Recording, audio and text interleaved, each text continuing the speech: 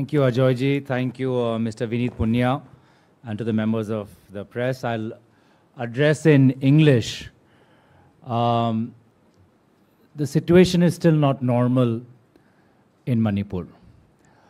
There is a tremendous level of pain, grief, and hatred and enmity felt by people belonging to all communities, and they all feel let down. The primary responsibility of any state government is to secure law and order and protect the life of its citizens. And I think the government, both at the state and at the center, have failed to do that.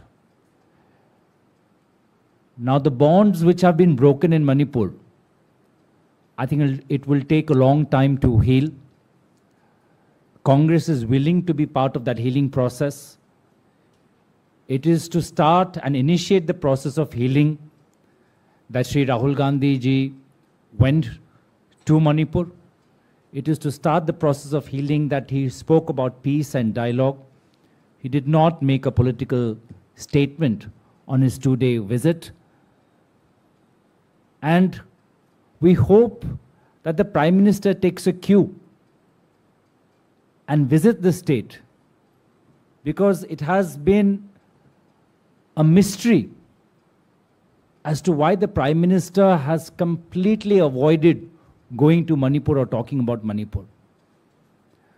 I remember in January there was a meeting that was going to be held in India between Prime Minister Modi and then Prime Minister of Australia, Prime Minister Scott Morrison.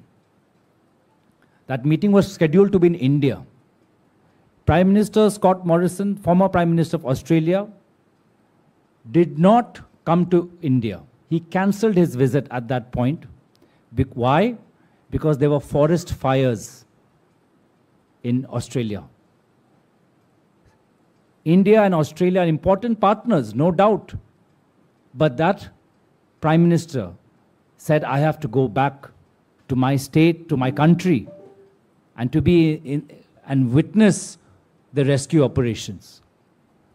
And our Prime Minister chose to go to the US, attend a state dinner, come back, attend election rallies, and still does not find the space in his heart, because there is time in his schedule, but there is no space in his heart to visit Manipur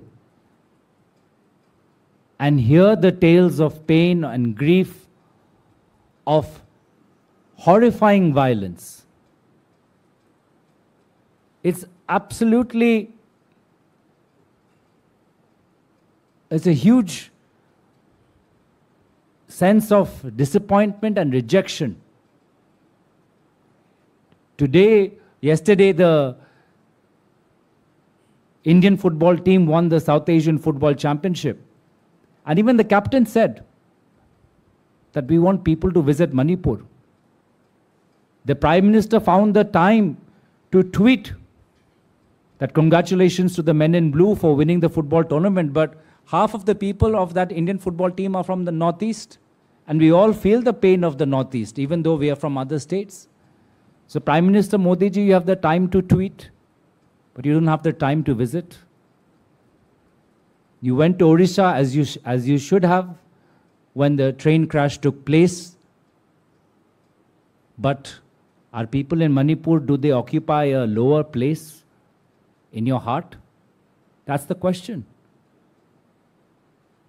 And you cannot discount for the fact that the politics of BJP is destabilizing the Northeast.